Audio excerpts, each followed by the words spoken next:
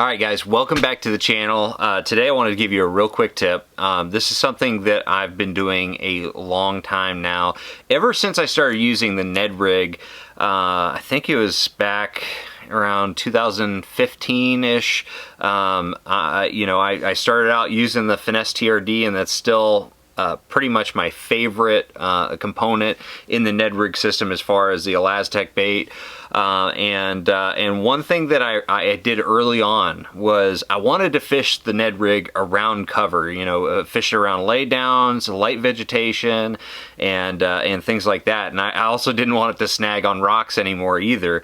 And traditionally, you're rigging the Ned rig with an exposed hook, so it's like this right here, give or take. It could be a little bit straighter, but that's essentially the traditional way of rigging the Ned rig. Works great in situations where there's not a lot of cover at all. It's very clear, clean bottom. The exposed hook is great. The hooking percentage is phenomenal.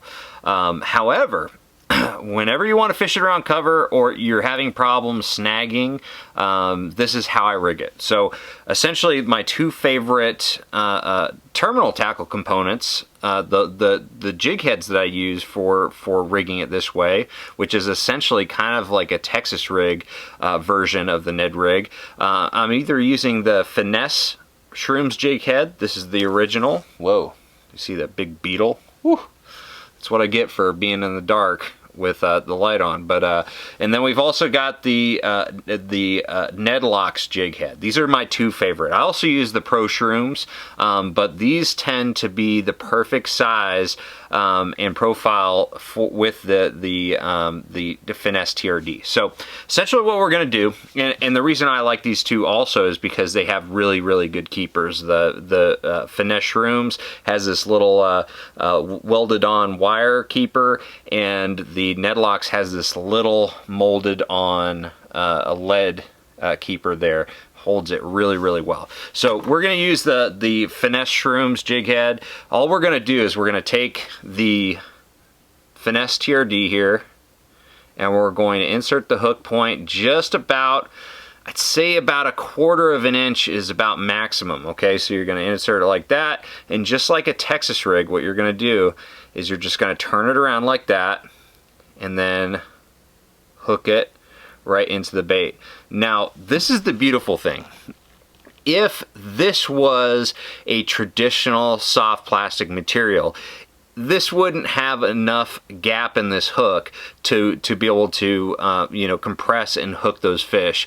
It would just get globbed up on the hook. But because this is Elastec, it compresses extremely thin, and my hooking percentage is phenomenal with this. All you have to do is really just reel into the fish, and it hooks them extremely well, surprisingly well, for having such a small gap in it.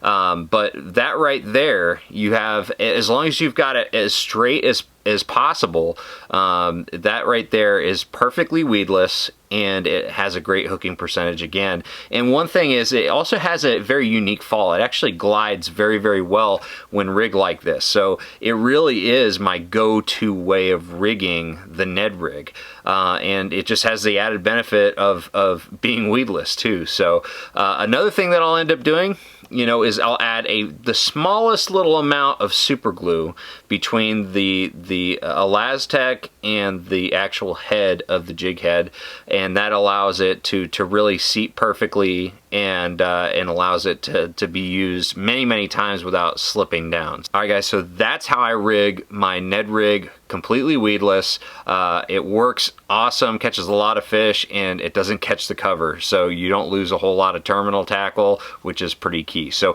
overall, that's it. Hopefully it helps you catch more fish. I'm going to see you guys out on the water. Make sure you like, share, subscribe. Take care.